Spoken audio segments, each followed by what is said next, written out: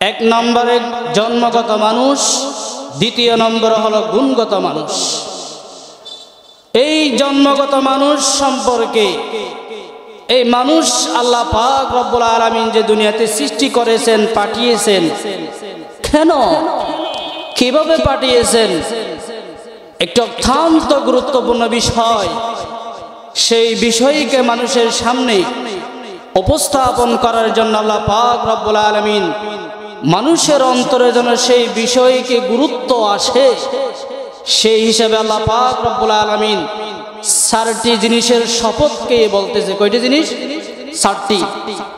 এক নম্বর ওয়াত্তিন ওয়াজ্জাইতুন, এক নম্বর তিনের কসম। কিসের কসম? 2 নম্বর জাইতুনের কসম। এই 2 প্রকারের জিনিস হলো খাদ্যদ্রব্য, এগুলো মানুষে খায়। তারপর বলতে ওয়াতুরি সিনিন ওয়া হাযাল বালাদিল আমিন। আর 2টি তুরে সিনিন ওয়া হাযাল বালাদিল আমিন, 2টি স্থান। তাহলে জিনিস কয়টা? 4টা। 2টা হলো খাদ্যদ্রব্য আর 2টা হলো স্থান সম্পর্কীয়। এই 4 জিনিসের শপথকে আল্লাহ পাক রব্বুল আলামিন বলতেছে ওয়াহাযাল বালাদিল আমিন লাকাদ খালাকনাল ইনসানা ফি আহসানি তাকওয়িম। আল্লাহ আবার শপথ করার পরে আবার তাকিদ দিয়ে বলতেছে, আরবি ভাষায় লামে তাকিদ, নিশ্চয়, নিশ্চয়, 2 বার লাকাদ। আল্লাহ বলতেছে নিশ্চয়, নিশ্চয় কি? খালাকনাল ইনসান, আমি আল্লাহ পাক রব্বুল আলামিন মানুষকে সৃষ্টি করেছি। কাকে? মানুষকে। কিরকম?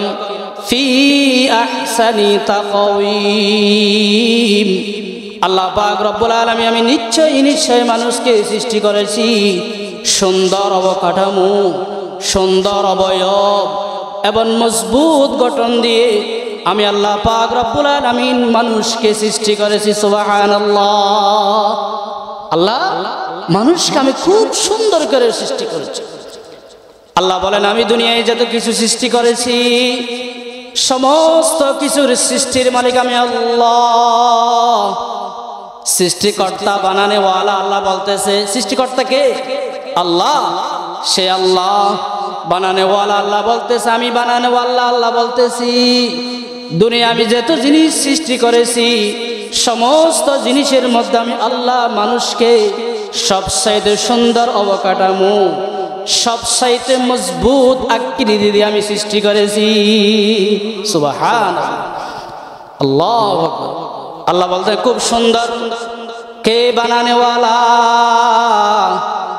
বান্দা শুধু তাই নয়, আমি আল্লাহ পাক রব্বুল আলামিন দুনিয়ার যত কিছু সৃষ্টি করেছি, একটি শব্দ ব্যবহার করেছি। কি শব্দ? কুন।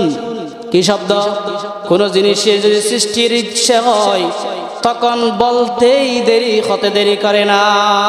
আল্লাহ কোরআনে কারিমে বলেন ইন্নামা আমরুহু ইযা আরাদা শাইআন আন ইয়াকুলা লাহু কুন ফায়াকুন। আল্লাহু আকবার। আল্লাহ বলতেছেন বান্দা আমি যখন কোনো কিছু সৃষ্টির ইচ্ছা পোষণ করি, ইচ্ছা পোষণ করতেই দেরি, সাথে সাথে হয়ে যায়। আমি আল্লাহ পৃথিবীর সমস্ত কিছুকে সৃষ্টি করেছি কোন শব্দ দিয়ে? কি দিয়ে? কোন শব্দ দিয়ে? বান্দা একটু করে দেখো, কিন্তু আমি মানব জাতিকে লফজ কোন দিয়ে সৃষ্টি করি নাই। আল্লাহু আকবার। সমস্ত কিছু আমি সৃষ্টি করেছি কি দিয়ে? কোন শব্দ দিয়ে। কিন্তু মানব জাতিকে আমি অত্যন্ত ভালোবেসে মায়া করে আদর করে আমি আল্লাহ পাক রব্বুল আলামিন কোন শব্দ দিয়ে সৃষ্টি করি নাই। আল্লাহ পাক রব্বুল আলামিন বলে বান্দা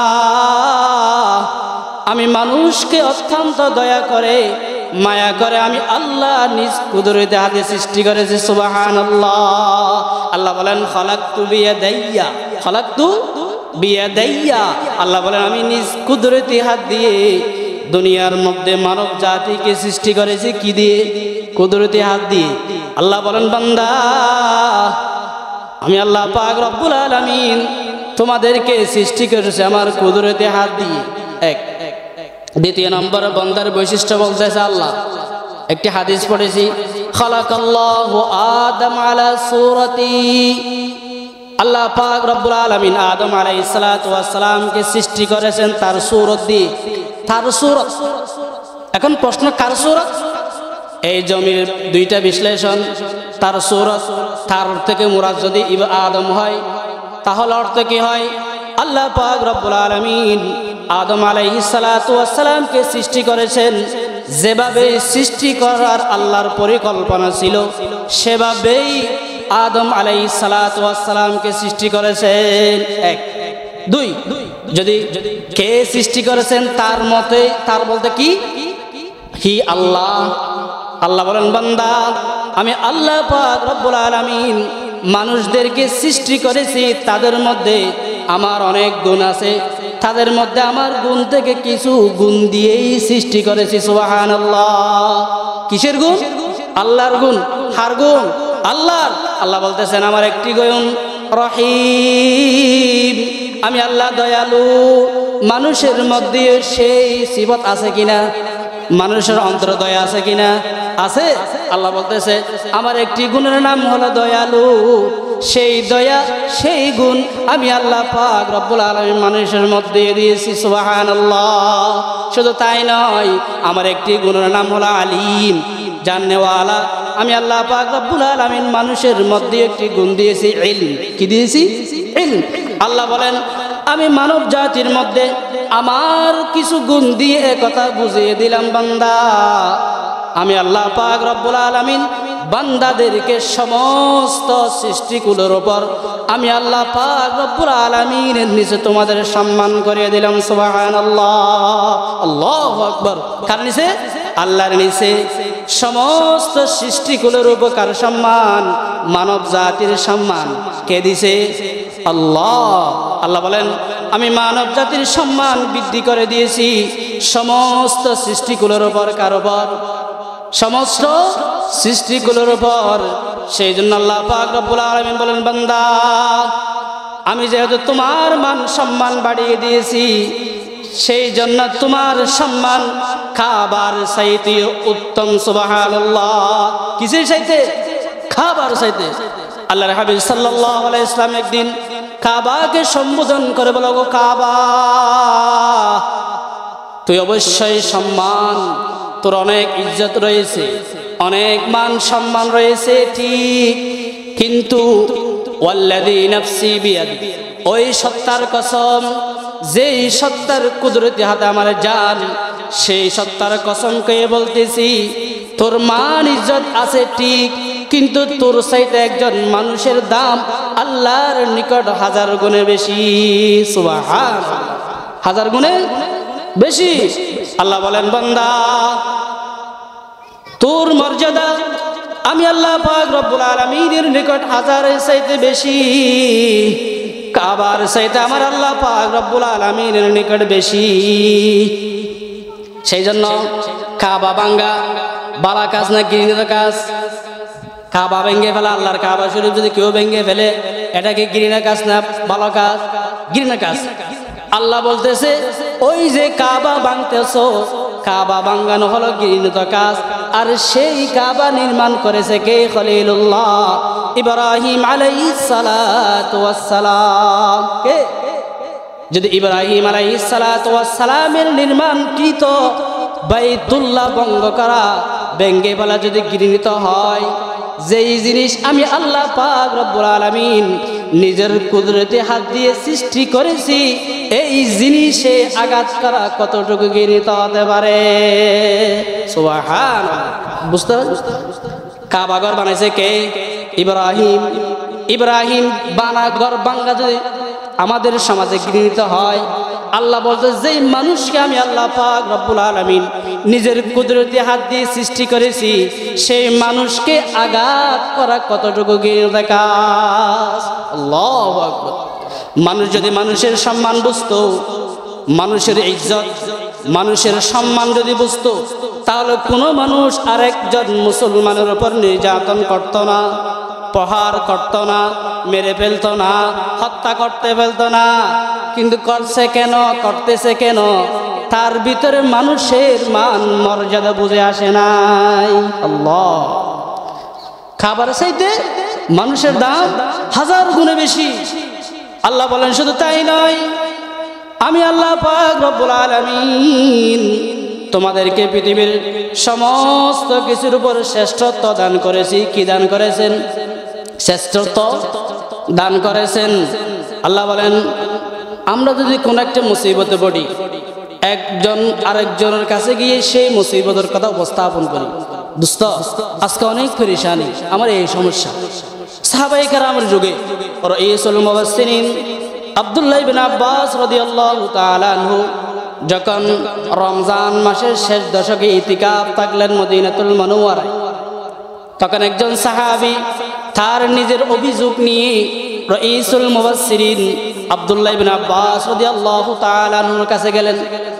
বললেন, ওগো আব্দুল্লাহ ইবনে আব্বাস, আমি এই মুসিবতের সম্মুখীন। কে? ইবনে আব্বাস। তিনি তখন কোথায়? ইতিকাফে। তখন দেখা যায় হঠাৎ করে আব্দুল্লাহ ইবনে আব্বাস রাদিয়াল্লাহু তাআলা আনহুমা ওই নিজের জুতা নিয়ে মসজিদ থেকে বাহির হয়ে যাইতেছে। তখন ওই সাহাবী ডাক দিয়ে কয়, ওগো ভাই, তুমি না ইতিকাফ? এই ইতিকাফ থাকলে তো বাহিরে যাওয়া যায় না, তুমি জুতা নিয়ে কেন বাহির হইতেছো?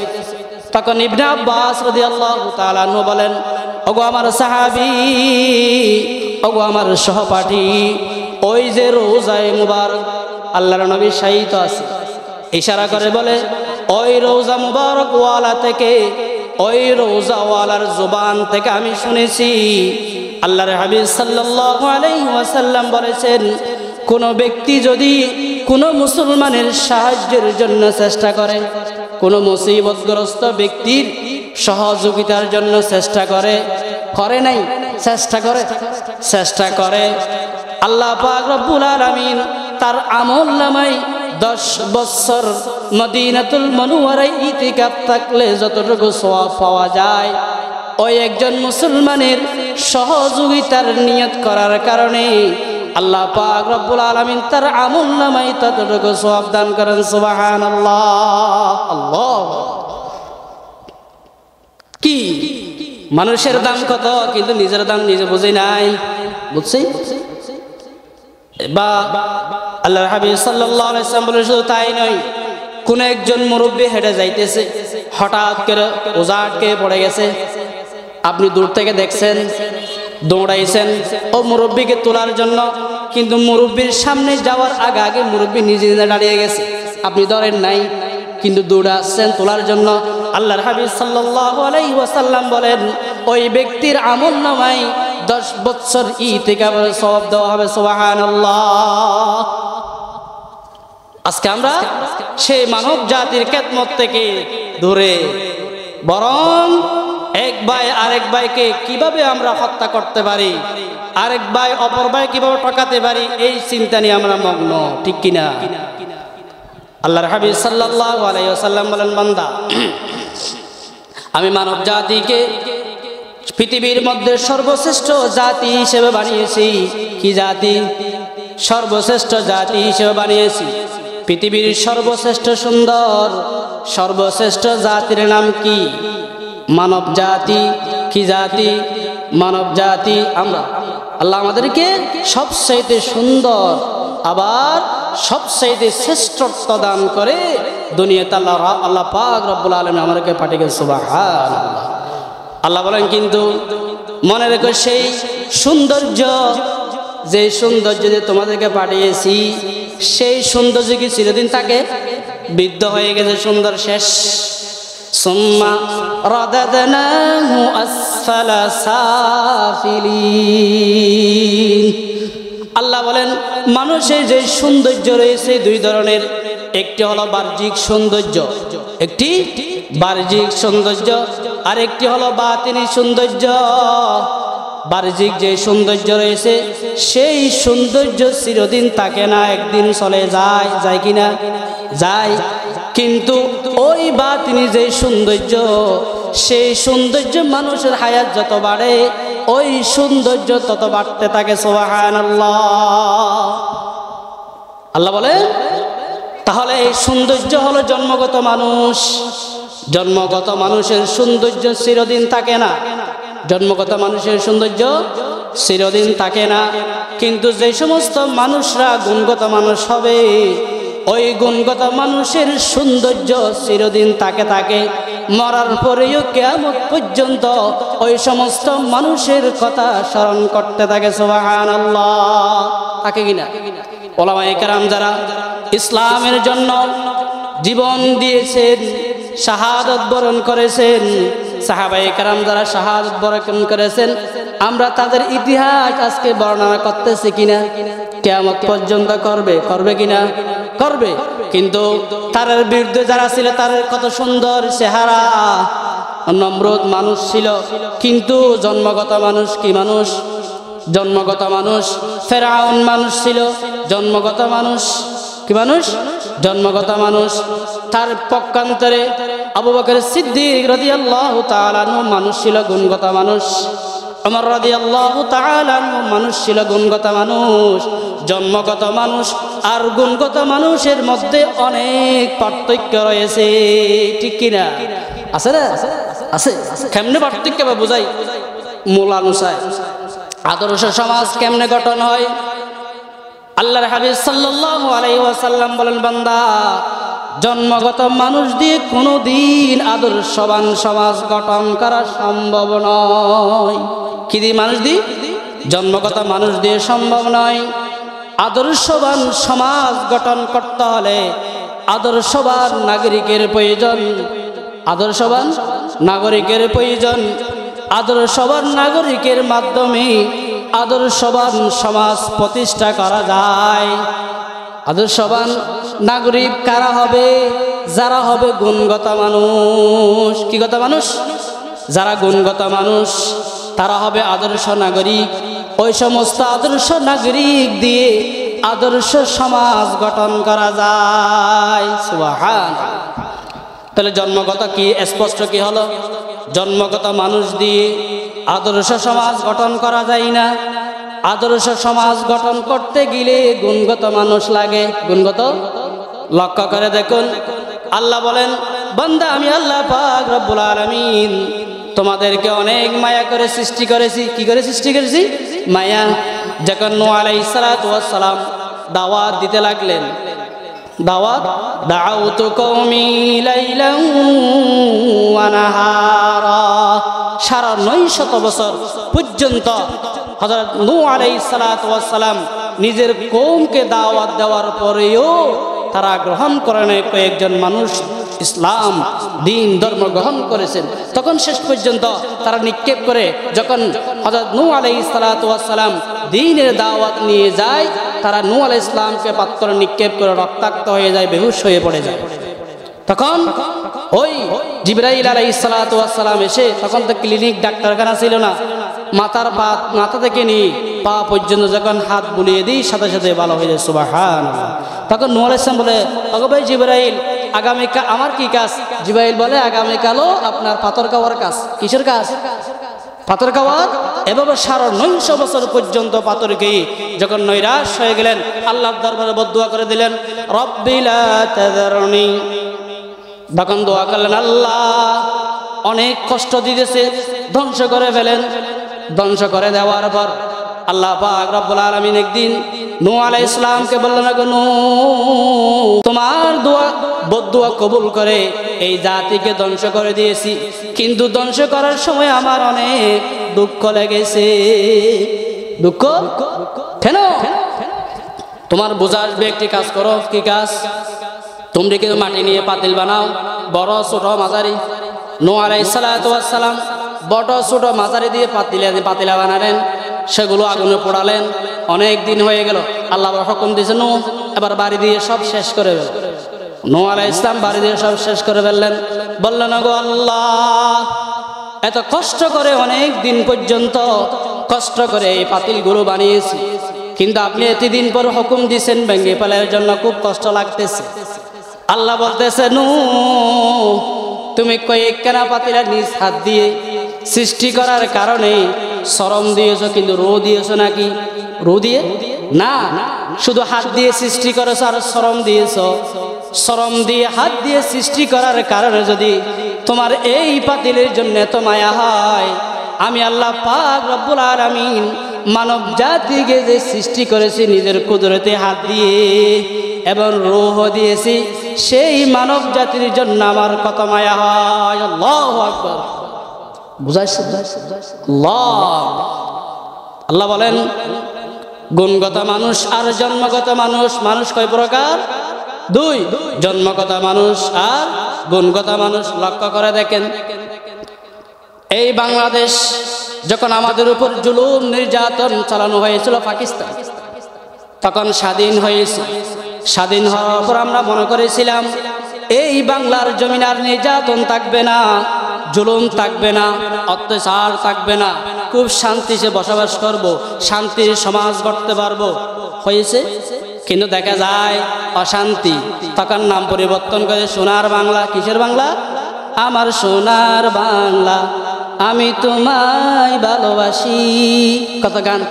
সোনার বাংলা দিয়ে দেখা যায় জাতিকে পরিবর্তন করা যায় না, যায় নাই। তখন বললে সোনার বাংলা দিয়ে তো জাতি পরিবর্তন হয় না, কি করা যায়?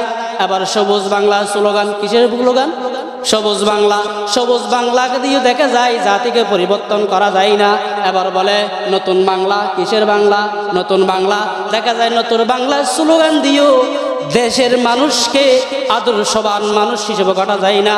তখন বলে 4 দলীয় ঐক্যজোট, 6 দলীয়, 4 দলীয়। আগেকাতে 1 দল, এখনকার 4 দল। দেখা যায় 4 দলীয় জোট দিয়েও কি করা যায় না? আদর্শবান সমাজ প্রতিষ্ঠা করা যায় না। তারপর বলা যায় কি বাংলা? স্বপ্নের বাংলা। কিসের বাংলা? স্বপ্নের বাংলা। স্বপ্ন দেখে, কাল দেখে, বিল দেখে বলে কি স্বপ্নের বাংলা গড়তে হবে। ভক্তিটা দিয়ে তাকে স্বপ্নের বাংলা গড়তে হবে না? স্বপ্নের বাংলা। কিন্তু শুধু স্বপ্নে থেকে যায়। স্বপ্নে স্বপ্ন স্বপ্ন একটা কি? একজন বক্তৃতা দিচ্ছে স্বপ্নের বাংলা গড়তে হবে। এই বক্তব্য শুনে খুব হাসা। কেমন? একদিন স্বপ্ন দেখতেছি ছোটবেলায়, খুব একটি সুন্দর টাইলস দিয়ে খুব সুন্দর একটি স্থান। ইবলিস বলতেছে ভাই এটা একটু প্রস্রাব করো। কি করো? প্রস্রাব করো। কিন্তু আমার তখনও প্রস্রাব আসে নাই, কিন্তু দেখতেছি প্রস্রাব আসে নাই ঠিক। এত সুন্দর জায়গায় যদি প্রস্রাব না করি, এত সুন্দর জায়গাতে বাংলাদেশে নাই, তাহলে এই জায়গার বয়ে বানানো হবে। দিছে প্রস্রাব করে। কোথায়? ও টাইলস আওয়ালা স্থানে। কিন্তু মা এখানে ফিট থেকে হে উঠ, কি হয়েছে? তুই আর প্রস্রাব করতেছিস যে? কি আমি প্রস্রাব কই করতেছি? এই দেখ, আমি তো স্বপ্নে দেখতেছি। কি দেখতেছি? স্বপ্নে। কোথায়? মা যখন পিঠের উপর দুম দুম দেয়, আম্মু আমি স্বপ্নে দেখতেছি একজন টাইলসওয়ালা প্রস্রাব করে পেশাব করতেছি, কিন্তু স্বপ্নে দেখি পেশাব করছে টাইলসওয়ালা জায়গায়, কিন্তু পেশাব করতেছে কোথায়? বিছানায়। কোথায়? বিছানায়। এই স্বপ্ন হবে এরকম। স্বপ্ন কি দেখবে একরকম, কিন্তু বাস্তবায়ন হবে আরেক রকম। দেখতেছি টাইলসওয়ালা স্তরে পেশাব করতেছি, কিন্তু দেখা যায় কোথায়? নিজের বিছানায়। মা বলতো আম্মু আমি তো স্বপ্নে দেখতেছি। ঠিক তেমনি হবে স্বপ্নের বাংলা। কিসের বাংলা? স্বপ্নের বাংলা স্লোগান দিয়েও আদর্শবান প্রতিষ্ঠা মানুষ গঠন করা যায় না। তখন তারা বলে এখন ডিজিটাল বাংলা। কি বাংলা? ডিজিটাল। ডিজিটাল দিয়েও দেখা যায় ডিজিটাল গণজোয়ার, উন্নয়নের গণজোয়ার। এমন কোন স্থানে দেখা জায়গায় মাঝে মাঝে গাঁথা, মাঝে মাঝে রিক্সাওয়ালাতে বসে ভাই এখানে একবার দমকান দিছ, হুজুর সামনে গাঁথা। যদি জিজ্ঞাসা কর কিসের গাঁথা? হুজুর উন্নয়নের জোয়ারের গাঁথা। কিসের গাঁথা? উন্নয়নের জোয়ারের গাঁথা। তাহলে ডিজিটাল বাংলা উন্নয়নের দিয়েও আদর্শবান সমাজ গঠন হয় নাই। হয়েছে? তারপরে গণতন্ত্র। হাতে গণতন্ত্রের সুবিধা কি? ভোট দিতে কেন্দ্রে যেতে লাগে না। কোথায় যেতে লাগে না? ভোট যাওয়ার জন্য কেন্দ্রে যেতে হয় না। কত উন্নতি! আল্লাহ বলেন 50 বছর পার হয়ে গেছে স্বাধীন হওয়ার পর থেকে নিয়ে অনেকে অনেক রকম স্বপ্ন দেখেছে, সেই স্বপ্ন বাস্তবায়ন হয় না কেন? আমরা জন্মগত মানুষ হওয়ার কারণে। কিসের কারণে? জন্মগত মানুষ। আর আল্লাহর হাবিব সাল্লাল্লাহু আলাইহি ওয়াসাল্লামের জীবনী পড়ে দেখুন, রাসূল সাল্লাল্লাহু আলাইহি ওয়াসাল্লাম সামনে কি হনে গিয়া বুঝান আল্লাহর হাবিব সাল্লাল্লাহু আলাইহি ওয়াসাল্লাম মদিনায় 23 বছরের রাষ্ট্র করেছেন। কয় বছরের? 23 বছরের। 23 বছরে কত পরিবর্তন এনেছে দেখেন। যারা 50 বছরও কোনো পরিবর্তন হয়েছে? দিন দিন নির্যাতন, জুলুম, অত্যাচার। কিন্তু রাসূলের যুগে 23 বছরে ওই আরব জাতিরা ছিল অসভ্য জাতি। কি জাতি? অসভ্য জাতি। কেমন অসভ্য? ওই আরব জাতিরা নিজের কন্যাকে জীবন্ত মেরে ফেলতে, জীবন্ত গর্তে দাপন করতে তাদের দ্বিধাবোধ হতো না। কেমন অসভ্য! মেয়ে মা বোনের পরিচয় ছিল না। মেয়ে দেখলেই তাদের যৌবন বেড়ে যায়, যৌবন বেড়ে যায়। মেয়েদের সাথে যৌনাচার করার জন্য এমন অসভ্য জাতি, এমন অসভ্য জাতি। রাস্তার পাশ দিয়ে কোনো মহিলা নিরাপদে হেঁটে যেতে পারে না, নিরাপদে। তাদের কারণে এমন অসভ্য জাতি। কিন্তু আল্লাহর হাবিব সাল্লাল্লাহু আলাইহি ওয়াসাল্লাম যখন আসলেন, মানুষকে জন্মগত মানুষ থেকে যখন গুণগত মানুষ করলেন, কিগত মানুষ? গুণগত মানুষে পরিণত করলেন। আরবের ওই অসভ্য জাতিরা খুব সোনার মানুষে পরিণত হয়ে গেছে। সুবহানাল্লাহ! কিসের মানুষে? সোনার মানুষ। আপনাদের একটু উদাহরণ দিলে বুঝবেন। লোহা আছে না খামারের দোকানে? দুইজনে ফিটায়। কয়জনে ফিটায়? দুইজনে। একজনের যখন ফিটায় যেই, খেয়াল করে না যে তুমি একজনে ফিটাইলে যেই, দ্বিতীয়বার সেই, একজনে বাড়ি দিলে যেই, আরেকজনে বাড়ি দিলে সেই। যখন উরুস্তল বাজ যায় যেই সেই, যেই সেই, যেই সেই। লোহা বলে আমাকে যতই ফিটানো কেন আমি যেই সেই, আমি লোহাই লোহা থাকবো, স্বর্ণ কোনো দিন হব না। ঠিক কিনা? আমি মিশা তাহলে একটা খামাজার দরজা উড়ে যাই। লোহা বলে আমি যেই সেই, হাজারো পিটাতে পারো, পরিবর্তন নাই। তেমনি বা বাংলার মানুষেরা বলে পুলিশ দিয়ে, আর্মি দিয়ে, বিডিআর দিয়ে, সেনাবাহিনী দিয়ে, র্যাব দিয়ে হাজারো পিটাতে পারো, আমি যেই সেই থেকে যাব, কোনোদিন সোনার মানুষ হিসেবে পরিণত হব না। লোহা যেমন পিটাতে পারবেন, কোনোদিন স্বর্ণ হবে? হবে না। ঠিক তেমনি মানুষদেরকে যদি স্বর্ণের মানুষ করা যায়, আদর্শবান মানুষ করতে হয়, তাহলে গুণগান গুণবতীওয়ালা মানুষ হতে হবে। কিগত? গুণগত। যেরকম সাহাবায়ে কেরামরা গুণগত মানুষ ছিল। রাসূল সাল্লাল্লাহু আলাইহি ওয়াসাল্লাম আরবে আসার পূর্বে তাদের যুবকের চরিত্র কেমন ছিল? মহিলাদেরকে দর্শন করতেন। কি করতেন? দর্শন করার পর কয়েকজন যুবক দর্শন করে ওই মহিলার পাটুকু গোড়ার লেসের মধ্যে বেঁধে দিতেন। কোথায়? গোড়ার লেসে। তারপরে কয়েকজন মিলে গোড়াকে দৌড়াতেন। লেসের রশি বাঁধা। মহিলা কোথায়? মাটিতে। যখন গোড়ার দৌড় দেয় ওই মহিলা মাটিতে, সে ছোট্টা মহিলা আর্তনাদ করে বলে বাঁচাও বাঁচাও। কিন্তু ওই মক্কা মদিনার পুরুষরা দেখে দেখে ঠাট্টা দুরূপ করে, মহিলার দেহ বুক করেছি, আমরা সেই মহিলা কিভাবে মরতেছে তাও দেখতেছি। নাউজুবিল্লাহ! এরকম অসভ্য জাতি ছিল। যখন রাসূল করিম সাল্লাল্লাহু আলাইহি ওয়াসাল্লামের যুগ এসেছিল, তখন একজন মহিলা পথ দিয়ে হেঁটে যায়। কোথায় দিয়ে? পথ দিয়ে হেঁটে যায়। তখন হঠাৎ করে দেখছে একজন পুরুষ দেখা যায়। কি দেখা যায়? পুরুষ। ওই মহিলা পুরুষকে দেখার সে তত্তর করে কাঁপতেছে। তখন পুরুষ জিজ্ঞাসা করে, ওগো ভাই, ওগো আম্মা, আপনি এভাবে কাঁপতেছেন কেন? মনে হয় আপনি পথ ভুলে গেছেন। তখন ওই মহিলা ডাক দিয়ে বলে, ওগো যুবক, তুমি আমাকে মা বলে সম্বোধন করতেছে কেন? তোমার বাড়ি কি মক্কা মদিনা নয়? তখন ওই যুবক বলে, হ্যাঁ হ্যাঁ, আমার বাড়ি এই মক্কায়। তখন মহিলা ডাক দিয়ে কয়, ওগো যুবক, যদি এই মক্কা হয়, এই মক্কাবাসীর চরিত্র তো এমন নয়, এই মক্কার যুবকের চরিত্র তো এমন নয়। এই মক্কার যুবকের চরিত্র হলো মহিলা দেখলেই তারা তাদেরকে ইফটিজিন করে, কিন্তু আজকে দেখা যায় ইফটিজিনের পরিবর্তে আমাকে মা সম্বোধন করে ডাকতেছ। তখন যুবক বলে, মা, আপনি কি শোনেন নাই? হ্যাঁ হ্যাঁ, আমারও চরিত্র সেরকম ছিল, মেয়ে দেখলে ইফতিজিন করার ইচ্ছা। আমাদের দয়ার নবী, মায়ের নবী রহমাতুল লিল আলামিনের হাতে হাত রেখে কলিমা পড়েছি, লা ইলাহা ইল্লাল্লাহু মুহাম্মাদুর রাসূলুল্লাহ সাল্লাল্লাহু আলাইহি ওয়াসাল্লাম।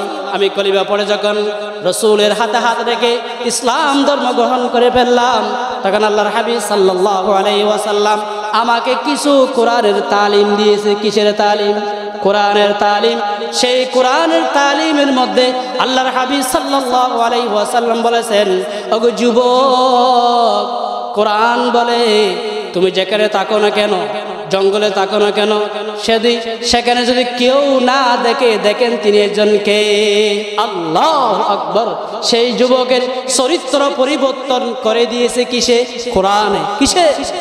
রাসূল সাল্লাল্লাহু আলাইহি ওয়াসাল্লাম যে কোরআনের শিক্ষা দিয়েছে, সেই কোরআনের শিক্ষার মাধ্যমে আল্লাহ পাক রব্বুল আলামিন ওই অসভ্য আরব জাতির চরিত্রকে পরিবর্তন করে দিয়েছেন। সুবহানাল্লাহ।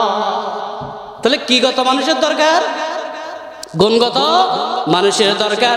গুণগত মানুষ হতে গেলে কি লাগবে? কোরআনের শিক্ষা লাগবে। কিসের শিক্ষা? কোরআনের শিক্ষা। গুণগত মানুষ হতে গেলে কোরআনের শিক্ষা লাগবে। কোরআনের শিক্ষা ব্যতীত গুণগত মানুষ হওয়া যায় না। যদি কোরআনের শিক্ষা, কোরআনের সমাজ, কোরআনী আইন আমরা যদি এই বাংলার জমিনে প্রতিষ্ঠা করতে পারি, কিসের আইন? কোরআনের আইন আমরা যদি প্রতিষ্ঠা করতে পারি, তাহলে আমাদের দেশেও অন্যায় থাকবে না, জুলুম থাকবে না, নির্যাতন থাকবে না, ইকটিজিং থাকবে না। মহিলারা রাতে 12টায় একাকে হাঁটতে পারবে। কি শিক্ষার প্রয়োজন? কি দিয়ে রাষ্ট্র পরিচালনার প্রয়োজন? কোরআন দিয়ে। ঠিক কিনা? কোরআন দিয়ে যদি রাষ্ট্র পরিচালনা করি, তাহলে সমাজ হবে আদর্শবান সমাজ। কি সমাজ? আদর্শবান সমাজ। আল্লাহর হাবিব সাল্লাল্লাহু আলাইহি ওয়াসাল্লাম বলেন, শুধু তাই নয়, কোরআনের শিক্ষা এমন শিক্ষা যে শিক্ষার মাধ্যমে শুধু মানুষ নয়, রাকালদের জীবন পর্যন্ত পরিবর্তন হয়ে যায়। কি পরিবর্তন? রাকালের জীবন। ওমর রাদিয়াল্লাহু তাআলা আনহু এক সময় সফরে গেলেন, দেখে যায় সফরের মধ্যে খাদ্য শেষ হয়ে গেল। কি শেষ? খাদ্য শেষ। অনেক সময় টাকা থাকলেও খাদ্য পাওয়া যায় না। ওমর রাদিয়াল্লাহু তাআলা আনহু বলেন, আমাদের খাদ্য শেষ। হঠাৎ করে দেখা যায় একজন রাকাল কি চড়াইতেছে? ছাগল। তখন ওই রাকালকে ডাক দিলেন, ওগো রাকাল, এদিকে আসো, আমরা মুসাফির ব্যক্তি, আমাদের খাদ্য দ্রব্য শেষ হয়ে গেছে, তোমার ওই ছাগলের পাল থেকে আমাদেরকে একটু ছাগল দেন। তখন ওই রাকাল বলতেছে, ওগো মুসাফির, ওই ছাগলের মালিক আমি নয়, আমি হলাম সেই ছাগলের মালিকের গোলাম। কি? ছাগলের মালিকে গোলাম। ছাগল বিক্রি করলে কে করবে? মালিকে করবে। আমি গোলামের পক্ষে ওই ছাগল বিক্রি করা সম্ভব নয়। উমর বলতেছে, এটা বেটা, একটু পরীক্ষা করে দেখি, ইমানি পরীক্ষা করে দেখি। বলতেছে, তোমাকে একটু বুদ্ধি শিখিয়ে দিই। কি শিখিয়ে দিই? বুদ্ধি। কি বুদ্ধি? আমাদেরকে একটি ছাগল দিবে, তুমি বলবে মালিক আসলে বাঘে কে ফেলছে। কি ফেলছে? বাঘে কে ফেলছে। জঙ্গলে তো হওয়া স্বাভাবিক। তখন বলতেছে, আগু কি বলো? রাকাল বলতেছে, দেখা যায় কত লম্বা মানুষ, আকল এত বাটি কেন? আগল আটল, আমি মালিক নয়, বলতেছ আমার মালিক আসলে বাঘে কে ফেলছে, বুদ্ধি আমাকে শিক্ষা দিতেছ, এই শিক্ষা। তখন উমর বললে, আমি কাউকে বলবো না, আমি কাউকে বলবো না, যেহেতু চুরির মাল, টাকাও হবে কম, টাকাও হবে, আমি তোরে পূর্ণাঙ্গ কি দিতাম না টাকা, চুরির মাল, টাকাও হবে কম, আমি কাউকে বলবো না। রাকাল বলে, উত্তপ্ত গরম হয়ে বলতে, পতি তোমার কাছে কি কোরআনের তালিম পৌঁছে নাই? তোমার কাছে? কাকে বলতেছে? উমরকে বলতেছে। তখন উমর বলে, হ্যাঁ, উমর জানিও না জানার বান্দরে। উমর বলে, কোরআনের তালিমা বলে সেগুলো কি? কোন তালিম?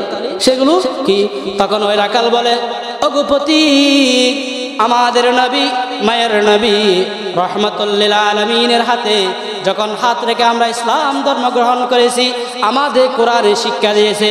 সেই কোরআনের শিক্ষায় বলতেছে, যদি অন্যায় কাজ করো, পাপ করো, অন্যের উপর জুলুম করো, কেউ না দেখলেও দেখেন তিনি কে? আল্লাহ। আমার মালিক যদিও দেখতেছে না, কিন্তু আমার মালিকের মালিক তো দেখতেছে। সুবহানাল্লাহ। ওমর রাদিয়াল্লাহু তাআলা নূর বুক আনন্দে পেটে যায়। হাই হাই, আল্লাহ আমার শাসন অবস্থায় রাকাল পর্যন্ত কোরআন পৌঁছে গেছে, যেহেতু রাকাল পর্যন্ত কোরআন পৌঁছে গেছে, আর কিসের প্রয়োজন নাই আমার এই মদিনায় আর্মি বিডিআর পুলিশের প্রয়োজন নাই। কেন? কোরআনের শিক্ষা পৌঁছে গেছে। কোরআনের শিক্ষা পৌঁছে যাওয়ার কারণে তার অন্তরে আল্লাহ পাক রব্বুল আলামিনের বই ঢুকে গেছে। সুবহানাল্লাহ, আল্লাহু আকবার। কোরআনে তালিম পরিবর্তন কিসে? কোরআনে তালিম এনেছে। কিসে এনেছে? কোরআনি তালিম। সেই জন্য বলতেছি, আদর্শবান সমাজ গঠন করতে হলে আদর্শবান নাগরিকের প্রয়োজন। কি প্রয়োজন? আদর্শবান নাগরিক। আদর্শবান নাগরিক গঠন করতে গেলে কোরআনি তালিমের প্রয়োজন। কিসের প্রয়োজন? সেই জন্য আমরা যদি এই দেশকে কোরআনি তালিম দিয়ে, কোরআনি আইন দিয়ে যদি শাসন করতে পারি, আমাদের সমাজও হবে শান্তির সমাজ। কিসের সমাজ? আজকে 50 বছর দেখেন, কোরআন দিয়ে দেশ চলে নাই বিদায়, ইসলাম দিয়ে দেশ চলে নাই বিদায়, আজকে 50 বছর হয়ে গেছে স্বাধীনতার পর দিন দিন অন্যায়, জুলুম, নির্যাতন, ইফতিজিং, মহিলারা হাঁটতে পারে না, অত্যাচার, প্রতিদিন দর্শনের খবর আসতেছে। ঠিক কিনা? দিন দিন বাড়তেছে, কমতেছে নাকি? আল্লাহর হাবিব বলতেছেন, কিয়ামতের আগ মুহূর্তেও জন্মগত মানুষ দিয়ে পরিবর্তন আসবে না। যদি সমাজের মধ্যে পরিবর্তন আনতে চাও, সমাজকে নিয়েই পয়ম করতে চাও, সমাজ থেকে জুলুম বিতাড়িত করতে চাও, ইফতিজিং বন্ধ করতে চাও, স্বামী স্ত্রীর মাঝখানে মারামারি বন্ধ করতে চাও, ভাই ভাইয়ের মাঝখানে মারামারি বন্ধ করতে চাও, এক প্রতিবেশী আর এক প্রতিবেশীর সাথে মারামারি যদি বন্ধ করতে চাও, তাহলে সেই সমাজকে কোরআনের শিক্ষা দিয়ে, কোরআনের মাধ্যমে সমাজকে গঠন করতে হবে। সুবহান। তাহলে আমরা কি বুঝতে পারলাম? সংক্ষিপ্ত সময়ে আমরা কি বুঝতে পারলাম? মানুষ গুণগত, জন্মগত মানুষ দিয়ে আদর্শবান সমাজ কোনোদিন প্রতিষ্ঠা করা সম্ভব নয়। আদর্শবান সমাজ গঠন করতে গেলে গুণগত মানুষের প্রয়োজন। কিসের প্রয়োজন? গুণগত মানুষের প্রয়োজন। সেই গুণগত মানুষ যদি তৈরি করতে হয়, কিসে লাগবে? আল্লাহ পাক কোরআনে কারিমে বলেন, আর রহমান আল্লামাল কোরআন খালাকাল ইনসান। আল্লাহ, কি লাগবে? আল্লামাল কোরআন, কোরআনের শিক্ষা লাগবে। কোরআন দিয়ে রাষ্ট্র পরিচালনা করতে হবে, কোরআন দিয়ে সমাজ পরিচালনা করতে হবে। সেই জন্য কোরআন দিয়ে রাষ্ট্র পরিচালনা করার জন্য, সমাজ পরিচালনা করার জন্য, যারা সমাজ পরিচালনা করবে, সমাজে যারা নেতৃত্ব দিবে, তাদেরকে কোরআনের এলম থাকতে হবে কিনা? যদি আমরা সমাজে এমন ব্যক্তিদের হাতে নেতৃত্ব দিই যাদের কোরআনের জ্ঞানেই নাই, তারা কোরআন দিয়ে সমাজ পরিচালনা করতে পারবে না। যদি কোরআন দিয়ে পরিবর্তন সমাজ যদি চালাতে না পারে, তাহলে আদর্শবান সমাজ হবে। ঘোষণা অনেকিয়া কোরআন হাদিসের ব্যাখ্যা, রাসূলের সিরাত, সিরাতুন নবী সাল্লাল্লাহু আলাইহি ওয়াসাল্লাম মাহফিল, রাসূলের সিরাত। তাহলে কি দুইটা জিনিসের প্রয়োজন? সময় শেষ। কয়টা জিনিস? দুইটা। একজন আদর্শবান ব্যক্তি, উস্তাদ, আদর্শবান শিক্ষকের প্রয়োজন। কিসের প্রয়োজন? আদর্শবান শিক্ষক। তিনি হলেন মুহাম্মদুর রাসূলুল্লাহ সাল্লাল্লাহু আলাইহি ওয়াসাল্লাম। আল্লাহ বলেন, লাকাদ মান্নাল্লাহু আলাল মুমিনিন ইয বাআসা ফীহিম রাসূলাম মিনহুম। একজন কি লাগবে? আদর্শবান শিক্ষা লাগবে। যদি শিক্ষক আদর্শবান না হয়, শিক্ষক যদি বিড়ি টানে, সিগারেট টানে, সেই শিক্ষকের ছাত্ররা গাঁজা টানবে। ঠিক কিনা? কি আদর্শবান শিক্ষক কত হবে? আদর্শবান ছাত্র গঠন করার জন্য কি শিক্ষক প্রয়োজন? আদর্শবান শিক্ষক। আদর্শবান শিক্ষক যদি হয়, সেই আদর্শবান শিক্ষকের থেকে যে সমস্ত ছাত্ররা উঠবে, তারা হবে আদর্শবান ছাত্র। ওই সমস্ত আদর্শবান ছাত্র দিয়ে আদর্শবান নাগরিক প্রতিষ্ঠা করা যায়। আদর্শবান নাগরিক দিয়ে আদর্শবান সমাজ, আদর্শবান সমাজ দিয়ে আদর্শবান রাষ্ট্র প্রতিষ্ঠা করা যায়। ঠিক কিনা? আর নইলে না হাম নাই। এক তাহলে কি লাগবে? এক নম্বর আদর্শবান শিক্ষক। 2 নম্বর, এমন একটি ওই শিক্ষক পড়াবে কোত্থেকে? বই একটা লাগবে না? বই একটা লাগবে না? তাহলে 1 নম্বর আদর্শবান শিক্ষক, ওই আদর্শবান শিক্ষক যেই বই থেকে, যেই কিতাব থেকে মানুষদেরকে শিক্ষা দিবে, সেই কিতাব হবে ত্রুটিমুক্ত। কি মুক্ত? ত্রুটিমুক্ত। সেই ত্রুটিমুক্ত পৃথিবীর এমন কোনো কিতাব নাই যে কিতাব ত্রুটিমুক্ত। কোন কিতাবের লেখক গ্রন্থকার বলতে পারে নাই আমার কিতাবে কোনো ভুল নাই, কিন্তু কোরআন কারীম এমন কিতাব, যেই কিতাবের গ্রন্থকার লেখক নিজেই বলতেছে আমি এমন কিতাব দিয়েছি, এমন কিতাব দিয়েছি যেই কিতাবের মধ্যে বলতো নাই, ভুলের অবকাশ নাই। সুবহানাল্লাহ। আলী বলেন আলিফ লাম মিম যালিকাল কিতাব লা রাইবা ফীহি। আল্লাহ। তাহলে এই 2 জিনিস আর মুসলমান তো আছে না নাই? আর হার উম্মত মুহাম্মাদি, আর সবচেয়ে আদর কিতাব হন কোরআন। এই 2 জিনিস, এক রসুলের আদর্শ, আজ যে সিরাতুন নবী সাল্লাল্লাহু আলাইহি ওয়াসাল্লাম মাহফিল, এই রসুলের সিরত নিজের জীবনত, নিজের পারিবারিক, সামাজিক, রাষ্ট্রীয় যদি পরিস্থিতি গরিত্তারি দ্বারা প্রচার গরিত্তারি দেয়, কোরআনের মাধ্যমে যদি আমরা দেশকে পরিচালনা করিতে পারি দেয়, সমাজ হবে শান্তির সমাজ, আদর্শবান সমাজ। আর অন্যথায় কখনো স্বপ্ন থেকে যাবে। আল্লাহ পাক রব্বুল আলামিন আমাদেরকে সহি কথা বুঝে আমল করার তৌফিক দান করুক। ওয়া মা আলাইনা ইল্লাল বালাগ। আসসালামু আলাইকুম ওয়া রাহমাতুল্লাহ।